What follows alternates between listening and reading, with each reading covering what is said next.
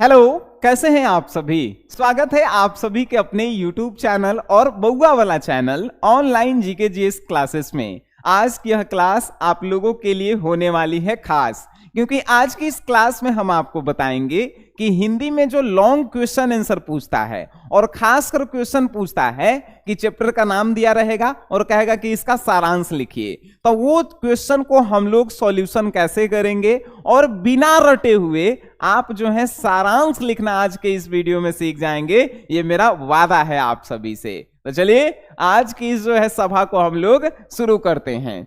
ये कुछ क्वेश्चन है आपके लिए, तो जो पहले जो है इसका आप स्क्रीनशॉट लीजिए। ले लिए बाबू? चलिए अब इसका स्क्रीनशॉट आप ले लिए हैं, तो क्वेश्चन जो है आपसे हिंदी में पूछता है। सब्जेक्टिव का 5वां नंबर क्वेश्चन पूछेगा कि निम्नलिखित में से किन्हीं 3 प्रश्नों का उत्तर दीजिए, और प्रत्येक प्रश्न जो है 5 नंबर का है, यानी दीर्घोत्तरीय प्रश्न है। जैसे ये 6 क्वेश्चन है और इसमें से कहेगा कि कोई 3 गो जो है आप बना दीजिए, 15 नंबर हम आपको दे देंगे। अब 15 नंबर दे देंगे तो आपको, आपके लिए तो सब आसान है क्योंकि आप हमारे पुराने विद्यार्थी हैं, सब ऑलरेडी पढ़े हुए हैं। लेकिन फिर भी हम आपको सिखाना चाहेंगे कि सारांश जो है सही तरीका से हम लोग कैसे लिखें बिना याद किए हुए। ठीक है बाबू? आइए तो सबसे पहले सीखिए सारांश लिखने का ट्रिक। अब सारांश लिखने के लिए आपको क्या चीजें इंपॉर्टेंट है? सबसे पहला चीज है चैप्टर के नाम होना चाहिए, दूसरा है चैप्टर के राइटर, और तीसरा वो चैप्टर जो है किस विद्या से संबंधित है। अब कहेंगे सर हमको तो यादें नहीं है, इसका मतलब आप हमारे इस चैनल पे नए विद्यार्थी हैं। कोई बात नहीं, आप जो है YouTube पे सर्च कीजिएगा कि हिंदी के पाठ और लेखक के नाम याद करने का ट्रिक, 2.5 मिलियन व्यूज वाला जो वीडियो है आपके सामने आएगा।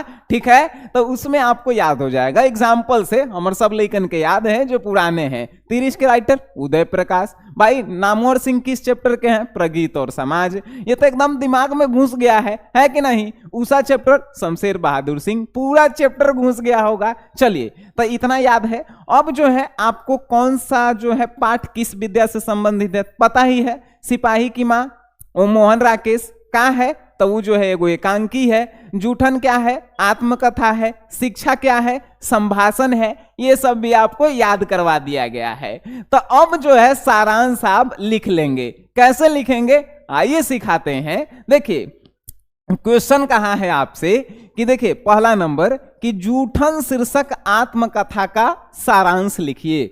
किसी भी चैप्टर का नाम यहां पे लिखा रहेगा। आज के इस वीडियो के देखने के बाद आप हमसे पूछेंगे ही नहीं कि सारांश कैसे लिखें। आइए सिखा देते हैं आपको। चलिए ये जो है आप देख लिए क्वेश्चन की जूठन शीर्षक आत्मकथा का सारांश लिखिए। अब जो है इसको हम लोग सॉल्यूशन कैसे करेंगे। सॉल्यूशन जो है हम लोग जो है हिंदी में लिखेंगे तो यहाँ पे उत्तर लिखेंगे, सॉल्यूशन नहीं लिखेंगे। ध्यान रखिएगा, हम सॉल्यूशन लिखे हैं तो यहाँ पे लिखेंगे प्रस्तुत शीर्षक पाठ। ठीक है बाबू? प्रस्तुत शीर्षक पाठ। अब प्रस्तुत शीर्षक पाठ कौन सा है? तो प्रस्तुत शीर्षक पाठ जूठन।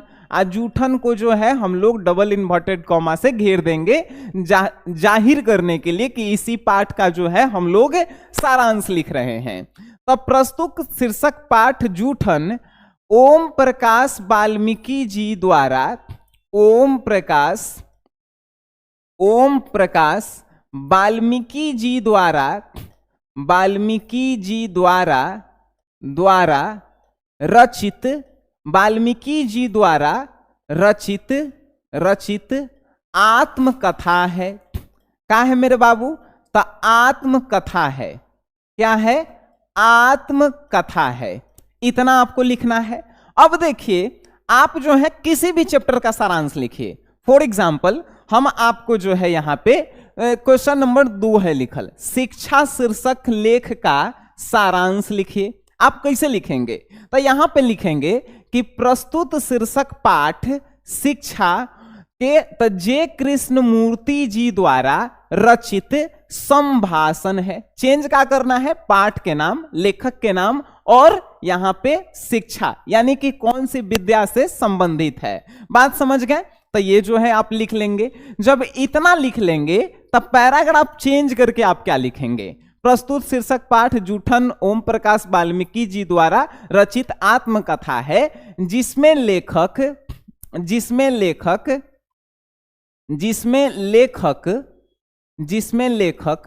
ओम प्रकाश वाल्मीकि जी ओम प्रकाश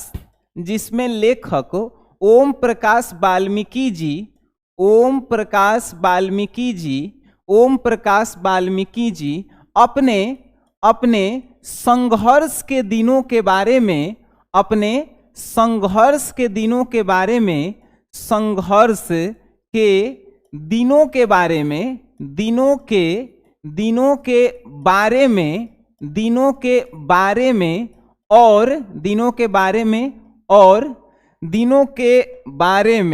और क्या, तो अपने पारिवारिक स्थिति के बारे में व्याख्या किए हैं और अपने पारिवारिक स्थिति के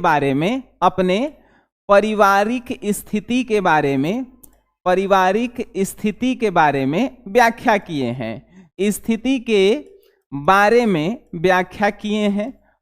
में व्याख्या किए हैं। बात समझ में आया? चलिए, अगर यही बात शिक्षा चैप्टर पे लिखना रहता, ठीक है मेरे बाबू, देखिए, अगर यही कहता कि शिक्षा शीर्षक लेख का सारांश लिखिए, तब आप कैसे लिखते हैं?